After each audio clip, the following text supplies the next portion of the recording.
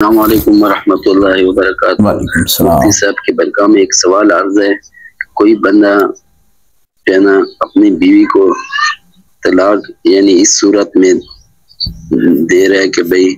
ایک اور بندہ ہے وہ کہتا ہے کہ بھئی جو ہے نا تم اپنی بیوی کو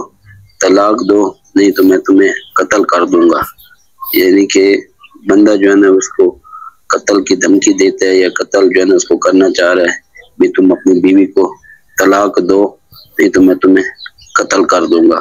اس صورت میں طلاق دینا کیسا ہے؟ طلاق واقعی ہو جاتی ہے یا نہیں واقعی ہوتی؟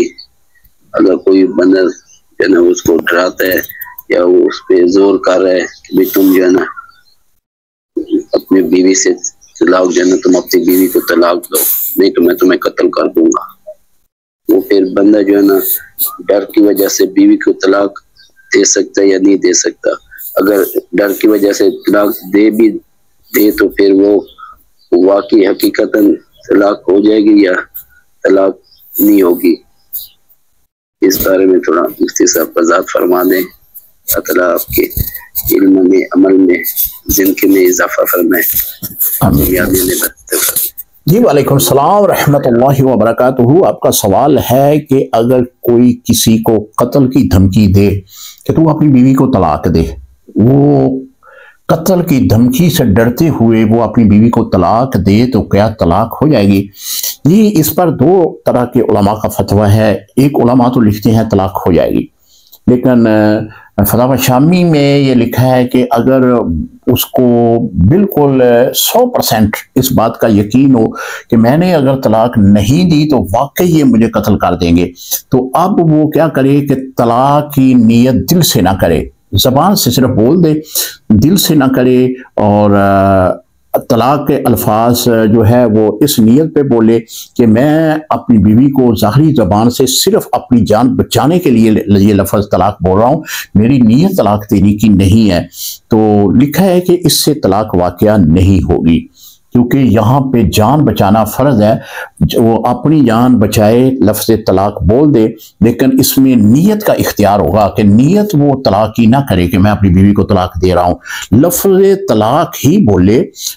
تو اس سے طلاق واقعہ نہیں ہوگی۔ ہمارے دارالافتاء میں بھی اس طرح کے مسائل آتے ہیں کہ لوگ جو ہیں جو زبردستی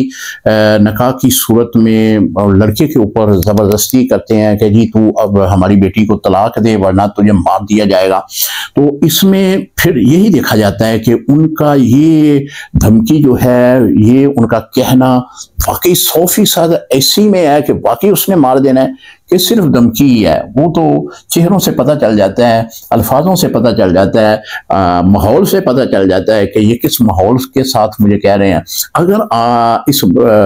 کے بارے میں 100% یہ امید ہو کہ میں نے اگر طلاق نہ دی تو انہوں نے مجھے مار دینا ہے، تو اب وہ طلاق جو ہے وہ دے دے، لیکن اپنی بیوی کی نیت کر کے طلاق نہ دے، اس سے طلاق نہیں ہوگی۔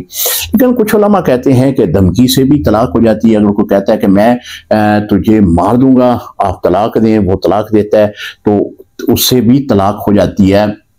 لیکن ان علماء نے جنہوں نے لکھا ہے نہ یہ طلاق ہو جاتی ہے،